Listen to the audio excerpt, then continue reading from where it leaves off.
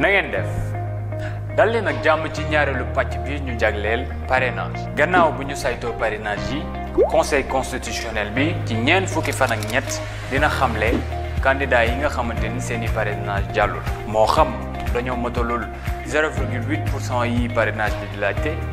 wala itam motaluñu 1000 signatures yi ñu war a jëlee ci 7 régions wu Sénégal yi. ci kaw loolu candidat bu nekk may nañ ko diiru ñaari fan maanaam 48 heures ngir mu mun a mottali ay signature am ci anam yu ko yoon bëggee. ñeent fukki fan laata élection yi conseil constitutionnel bi dina xamle candidat yi nga xamante ni seen parrainage mat na ngir ñu mën a bokk ci jongante bu mujj bi.